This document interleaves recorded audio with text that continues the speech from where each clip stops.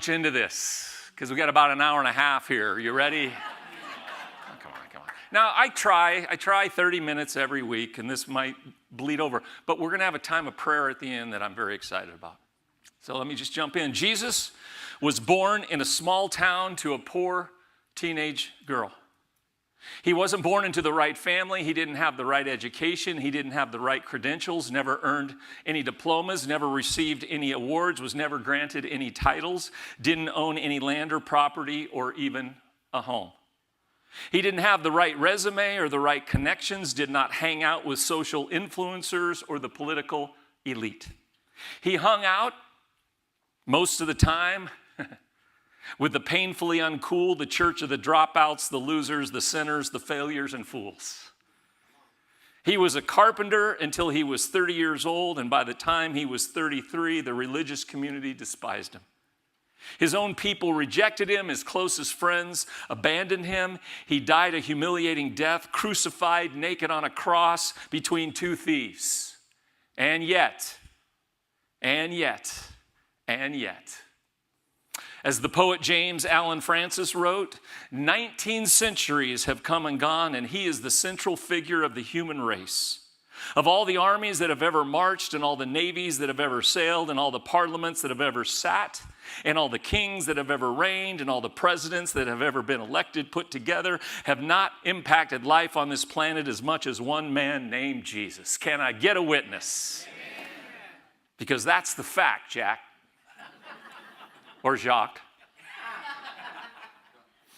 What is interesting is that Jesus' approach to influence this world over the last 2,000 years, when he walked on this earth, it was not the approach most of us would assume. He became great by becoming less. He came not to be served, but to serve, and so much of his time was spent loving one person at a time, meeting one need at a time. Everybody say that line. Meeting one need at a time. Oh, Jesus knew. He knew the importance of his assignment to save the world. It's a pretty big assignment. The magnitude of his mission, he knew, but he always had time to love people one at a time. Now, I'm preaching to the choir today, but I'm glad I am because you inspire me. Most of us here and most watching online are very much in favor of living that kind of life, of caring for and meeting the needs of people around us. But we can all often feel maybe unqualified or overwhelmed or wonder if I can really make a difference in a world that seems to never run out of needs. Our hearts are willing sometimes, but our flesh gets weak. And we get to a place where our tank is empty and the fuel light has been on way too long. But because Jesus lives in us and we follow Jesus, we want to care. It's in our DNA to care. But sometimes we just don't know if we have the strength. Which leads me to Matthew chapter 15. It's a time in Jesus' life where he would have felt this way. His tank was empty. His fuel light was running, was lit up. Let me give you a little context about Matthew 15 by going back to Matthew 14. It begins with Jesus receiving the news that his cousin and best friend, John the Baptist, had been beheaded by Herod. Jesus and John the Baptist were cousins. They were tight. They grew up together. John the Baptist was incredibly loyal to Jesus. John the Baptist was the ride or die kind of friend. He baptized Jesus, and now Jesus gets the news that his cousin has died, this horrible death. And verse 13 says, when Jesus heard what had happened, he went privately to a solitary place. You get it, right? You understand he just needs time. He's lost his cousin, his close friend. But the people see where Jesus is going in the boat, and the verse says, hearing this, the crowds followed him on foot from the towns. And when Jesus landed, he saw the crowd. And what did he say? Good grief, people. Could you just leave me alone for a little bit? No, he said, it says, and he had compassion on them and healed their sick. So he needed some time just to rest, but he didn't get it. There was a large crowd. We talked about this miracle last week. There was a lot of crowds and needs, and he heals the sick, and there was over 10,000, and he works a miracle, and he feeds them all, and they were satisfied. We talked about that last week, Matthew 14. And then you get to chapter 15. Jesus is feeling spent. He lost his friend and cousin. He's been meeting one need after another, feeding over 10,000. And here is what happens. You'll relate. He's confronted by the religious leaders, and they want to argue with him over a matter of tradition. Don't miss this. Jesus has been working dramatically in people's lives, healing and feeding and loving and showing compassion. He's tired and sad, and the religious people want to argue about traditions. And they come up to Jesus and say, "Why do your disciples break the tradition of the elders? They don't wash their hands before they eat." Really? We're going to have this conversation? People have been healed, fed, miracles, compassion, lives have been changed, and you want to talk about hand washing. Really? You want to have this conversation? Many years ago, when I was first starting pastoring, a gentleman walked into our church. He had been a raging alcoholic, angry. He almost killed a guy in a bar fight, and he went to jail. And in jail, he read the book Ragamuffin Gospel by Brennan Manning, and he had an Apostle Paul experience, and he fell to his knees in his jail cell and gave his heart to the Lord. And he made a promise that he would serve God when he got out. So Dan came and he told me he wanted to start men's recovery homes, transition homes. And over the years, he has had several transition homes where men get out of jail, they come live there, they're discipled, they're introduced to Jesus, they're given life skills, jobs, and food. And so Dan started bringing these men to the church. And they didn't look like church-going people. Ex-convicts, they were pretty rough around the edges. But after they came a while, you'd notice their hands would go up in praise. We started baptizing some of them. It was a beautiful, beautiful thing. It was the gospel at work. And I'll never forget a couple who came up to me and said, "We're going to be leaving the church because we don't feel comfortable sitting next to ex-convicts and they smell like tobacco." And I'm thinking, really? We're going to have this conversation? Don't let the door hit you where the good Lord split you. I didn't say that. I did not say that. But I'm thinking miracles are happening. These men are breaking cycles of poverty and crime and family stuff. And you want to talk about tobacco? We were having one time, a precious time of prayer up front at the church. People were praying and being vulnerable, and it was just a beautiful, beautiful time. And a lady was waiting in line, and she came up to me, and she started grabbing at my shirt tail. I said, "Whoa, whoa, whoa, what's going on?" She says, "You need to tuck your shirt in. It's really distracting when you preach." And I said, "Really? We're going to have this conversation?" Jesus, the lame are walking, the mute are talking, leprous sores are vanishing, deaf ears are hearing, hungry stomachs are eating, and they want to talk about washing hands. Really? We're going to have this conversation. Now, you might want to write this down. Believe it or not, this happens in the church. We get caught up in traditions and argue over preferences, and we miss the whole point. Chuck Colson, in his book, The Body, wrote about a church in the Midwest that split down the middle. Half the church left over the color of the new carpet that they got. So Stephen Covey says it the best. He says, the main thing is to keep the main thing the main thing. And that's my job. That's your job. That's our job. The religious leaders are focused on their peripheral traditions and practices, and they miss the main point.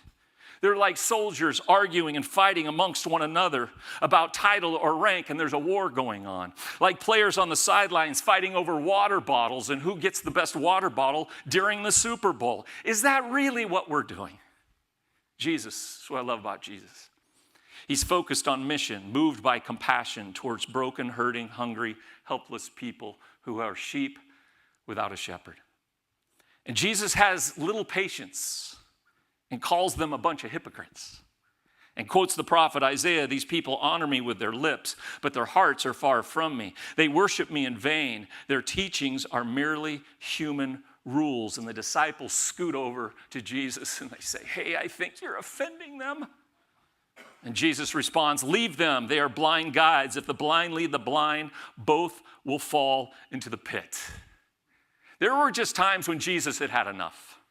He's tired, he's trying to get away, and in chapter 15, he goes along the Sea of Galilee and up a mountainside and sits down in a remote area. Like after a long day, you plop down on your couch with the remote, you put your feet up, and you say, "Nobody bother me."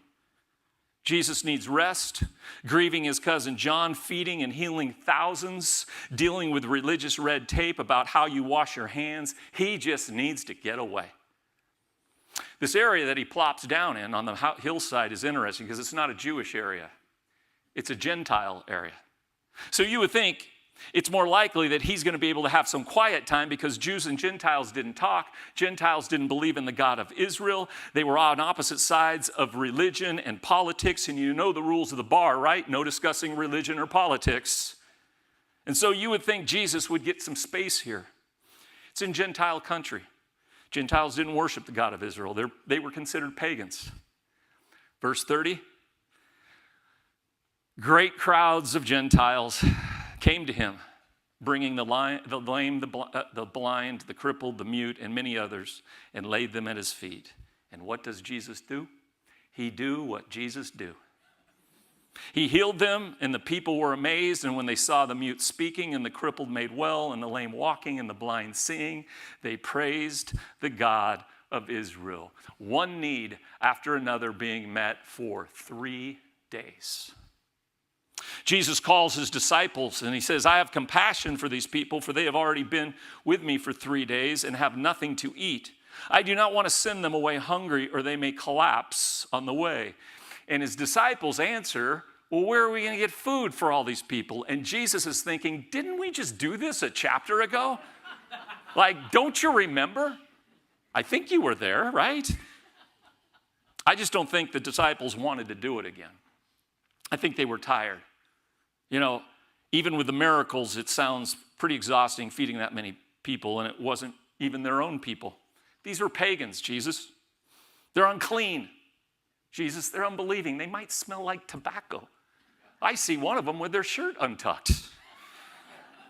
Gentiles. But once again, we read that Jesus works an incredible miracle and he feeds crowds of thousands.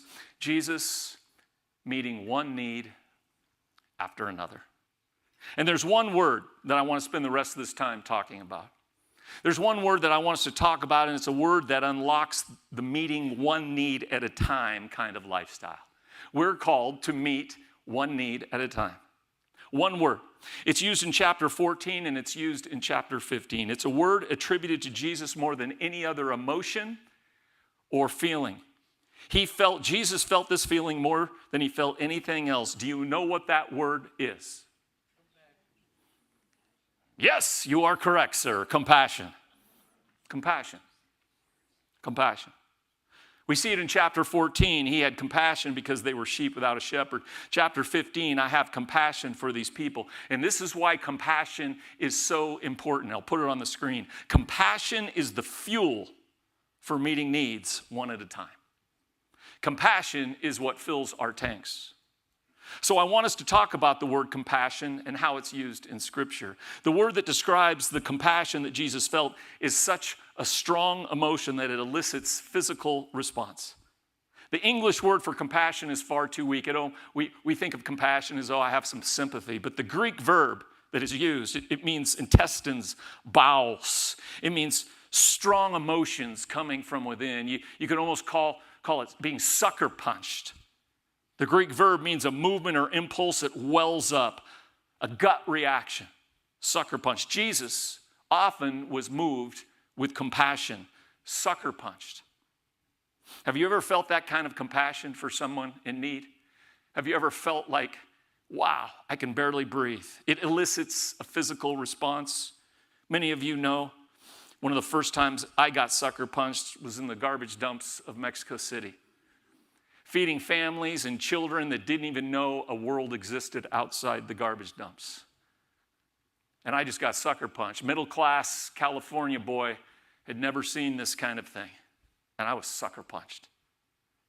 It elicited a physical response when I realized these children of God, fearfully and wonderfully made, living the way they lived with no chance of a future. And I got punched in the stomach, had a surge of adrenaline. It didn't happen because I read a brochure or watched a video or gave a check for someone halfway around the world, and there's nothing wrong with that. But I was physically there feeding children. They were sitting on my lap. My heart broke. My stomach heaved, and it changed me.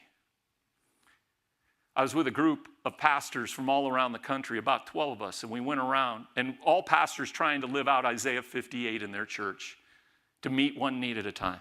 And it was eerie, chills, but when we went around and said, what prompted you to be so compassionate about this? Everyone had a garbage dump story. Everyone. Philippines, Africa, Egypt, Mexico City. Our stomachs were sucker punched. Jesus sees the blind and the lame and the mute and the lost, the poor in spirit. Jesus is sucker punched by this situation. That is why he said at the beginning of his ministry, the Spirit of the Lord is upon me, for he has anointed me to bring good news to the poor. He has sent me to proclaim that captives will be released, that the blind will see, that the oppressed will be set free. I didn't come to argue over hand washing. This is how Jesus sees people. This is how he sees you. You are not a nameless statistic, nameless human being. Jesus sees you. You are his son. You are his daughter. And every time, take this personal, every time he sees your struggles or your hurts or your wounds, he's sucker punched. He's sucker punched for you. I want us to understand that Jesus feels your pain. He feels your hurt. He feels your worry. He feels your questions. And I want us to understand that compassion is not about solving everything. It's about being available to be sucker punched and meeting one need at a time. Just one. The disciples didn't have compassion. They had a schedule. But Jesus' gut was punched by the needs, and it fueled him meeting one need at a time. Let me say this again. Compassion is the fuel that gives us the strength to meet one need at a time. And I have found this, that the church can have a huge impact through a cumulative effect of meeting one need at a time. One smile at a time, one word of encouragement at a time, one embrace at a time, one prayer at a time. We tend to think of needs as $100 bill needs. I got to have $100, but most needs to be met are just a penny here and a penny here, a penny here, and it adds up to have an incredible impact. Mother Teresa said it this way: if you can't feed 100 people, then feed just one need at a time. This week I was thinking of people who have done that for me. They've met a need of mine, and if you ask them, it certainly probably didn't feel like a $100 need to them. It was just a penny. It was just kind of a penny at a time. But it was a big deal to me. And they have no idea. When I was in 7th grade, we moved, and I was going to go to 7th grade at a school. I knew no one. That's not a great time to not know anyone. I mean, 7th grade, you're awkward enough. And then that weekend before school started, I wiped out on my bike, and I landed on my upper lip. And if you have a scab right here on your upper lip, you know what that looks like? Well, little Kenny Hitler showed up to 7th grade. And for the first couple weeks, kids are looking at me like, man, that is the strangest looking kid in the world. I didn't really make any friends, but then I remember my art teacher and PE teacher, Mr. Thomas. Mr. Thomas, about 2 weeks in, comes up to me and he says, you're a good artist and a good basketball player. And he said this line: this is it. I'm glad you came to our school. I'm sure he doesn't remember saying that, but it meant a big deal to me. I can remember it to this day. My high school guidance counselor, Mr. Hadley, who just passed away, God rest his soul, Julie had him also. He said to me one time, he said, I think you're going to do something great in your life. I think you're going to be a world changer. It changed the way I saw myself and the trajectory of my life. Now, I found out later he told that to everybody.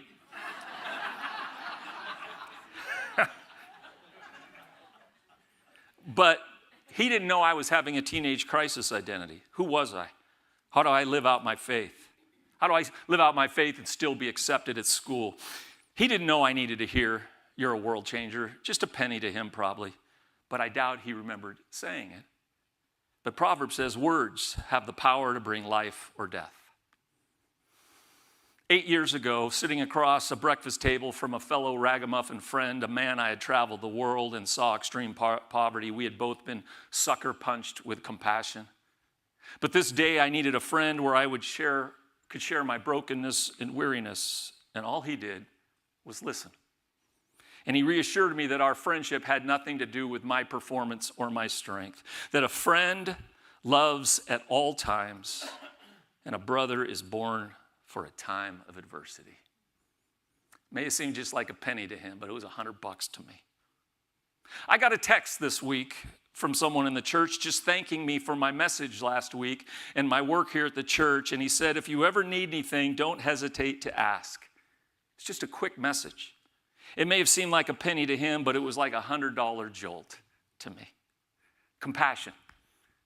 It's what Jesus was about. It's what we're about. Just one need at a time. And this is good news, friends, because sometimes it's just the right word at the right time, just a penny. Doesn't seem like a big deal, but you don't know how God will use it. Just one embrace, one smile, one meal, one cup of coffee, one phone call, one prayer at a time. Compassion, one need at a time. So as a church, we just want to continually grow in compassion to keep the main thing, the main thing, the main thing, the main thing. As Jesus said, you must be compassionate just as your Father is compassionate. So I want to give you just two things. Just two things. I want to give you two things that you can do this week to grow in compassion. Just two things. You can do it. I can do it. For it is the fuel for meeting people's needs one at a time. Let me give you a couple ways to grow. Number one is this. Ask Jesus to give you his one at a time eyes for people. Just ask, "God, give me your eyes. One at a time." If you study compassion in the Gospels, you'll find that often it is connected to the word saw. In chapter 14, Jesus saw the crowds and had compassion. The word saw is not a quick glance. It's looking, it's recognizing and understanding and seeing humans, all humans, as children of God. And that takes time and intentionality. And so we must ask the Holy Spirit to give us one at a time eyes for people so that we can have supernatural insight of a word that they might need to hear or a need that might need to be met. The people Jesus saw were invisible to the political and religious elite. So we must ask God to help us see people who are invisible in our culture. Ask Jesus to give you his one at a time eyes for people. And the second one, just two today. The second way for us to grow in compassion as a church is to ask ourselves a very simple question on a regular basis. And here it is. What would it look like if you stopped and put yourself in someone else's shoes? They may be different from you, different beliefs, politics, socioeconomic status, race, culture. They may even be your enemy. But just stop and ask, what would it be like to walk in their shoes? As the great Jack Handy said, before you criticize someone, walk in their shoes. That way you'll be a mile from them and you'll have their shoes.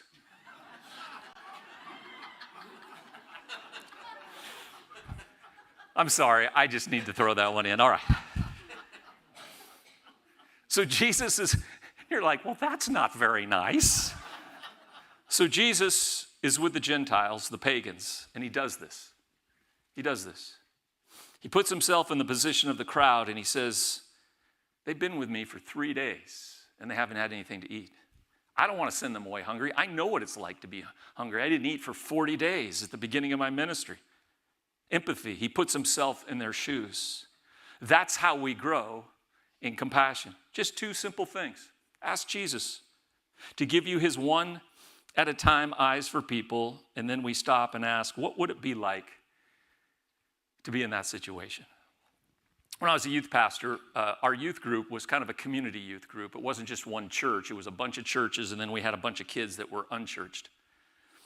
And I had the time of my life, but there was this one kid, his name was Gregory, who drove me crazy. Just drove me crazy. He was disheveled, acted out. And I actually thought this as a pastor. Things would go better if Gregory just stopped showing up. It was a very mature thought. Not a lot of compassion. One Friday night, there was an activity. Gregory, as usual, was a pain in the rear, and at the end of the night, he asked if I could give him a ride home. And so I did. Driving home, he's bouncing off the car. He's just driving me crazy. I can't wait to get him home. I get to his house. It wasn't really a house. It was probably 500 square feet with some boarded up windows. His mom steps out, sees me with her son, and yells, "What did that blankety blank do this time?" Grabs him by the arm, yanks him inside, cussing, telling me all about how hard her life is because of him. I walk in the door, I see a couch and a stained pillow and a blanket, and I realize this is where Gregory sleeps. This is his room. Dad's not in the picture, and suddenly I'm overwhelmed what it would be like to walk in Gregory's shoes. I'm sucker punched. And now all of a sudden I have compassion for this kid. He's still irritating, but I have compassion. I'm not angry anymore because I actually took the time, accidentally I took the time to understand a little bit about what life is like for him. And I said to his mom, I said, "You got a special one here." Boy, that was a loaded statement right there. I tried to sound as sincere as I could, fake it till you make it, but I just wanted her to know. And I said, "I just want you to know you're always welcome to come to church with him. And we're sure glad Gregory's coming." My next message to the youth was, hey, why don't we take some time to walk in some people's shoes, see what happens? And I think that's great for all of us. What would it be like to walk in the shoes of someone who is disabled, to live in a dysfunctional family, to be ignored or made fun of at school? What would it look like to struggle with depression? What would it be like to be homeless and try to go to school? What would it be like? Friends, just stop for a moment. Don't worry about what they believe, their politics, why they're different. Just stop and say, what would it be like to walk in their shoes? And compassion will start to grow. And here's the fruit of compassion. Here's the fruit. There's a line we read in Matthew 15. I don't want us to miss this. We've already read it. It says that Jesus saw and was moved with compassion and was meeting these needs one at a time. And it says this. It says, and they praised the God of Israel. That's the fruit of compassion. It's easy to miss this, but these were Gentiles that were praising the God of Israel. They don't believe in God of Israel, but now they're praising the God of Israel. And here's my point. Jesus didn't come in debating. He didn't come in making an argument. He wasn't pointing fingers. He didn't even preach a sermon. He came in there and he loved people one at a time, one at a time, one at a time. And his compassion opened a door for people to see God differently. And they praised the God of Israel. Amen? Amen. This week, as we remember that compassion is the fuel for meeting needs one at a time, let me just give you the two again. One, ask Jesus to give you his one at a time eyes for people. Last week, during our service, we showed a picture, our Clothes for Kids, giving kids clothing. You gave them clean new clothes for this family. And a couple in our service were seeing the picture through Jesus' one at a time eyes. And they saw these children didn't have any shoes. So Tuesday, they brought new shoes for this family. They didn't supply shoes for all of Sacramento. They just saw a need and with compassion met one need at a time. It's that simple, friends. And then the second one, I'll close with this. What would it be like if you stopped and put yourself in someone else's shoes? I don't know if you know who Joshua Bell is, but he's a Grammy Award-winning violinist, played Carnegie Hall at the age of 17. The New York Times said Joshua Bell stands in no one's shadow when it comes to playing the violin. He's known as the king of the violin.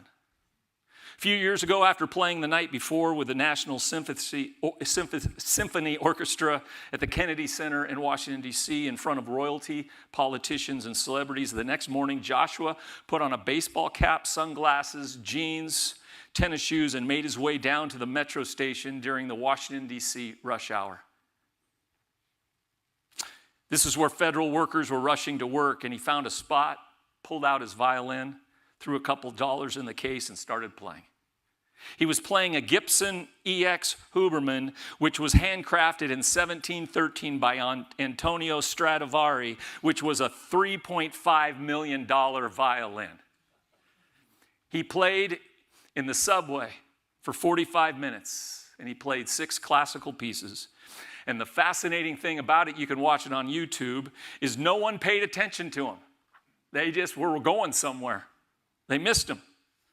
For someone who you would pay hundreds, if not thousands of dollars to see, he played for free, and people missed it.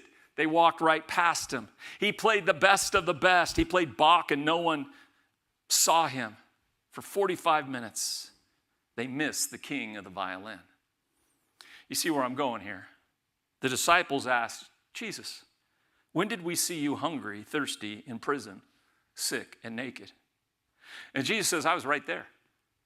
In disguise, I was the person who was hungry, naked, thirsty, sick, in prison. I was right there. I was right there, but so many people passed by, they were too busy getting somewhere, and they missed an opportunity to encounter the King of Kings. But then he told them, but for those who've seen the hungry and the thirsty and the naked and the imprisoned and sick, for those who have seen them with my one-at-a-time eyes and they chose to walk in their shoes, they've done it for me. And so he says, so my Father has blessed you.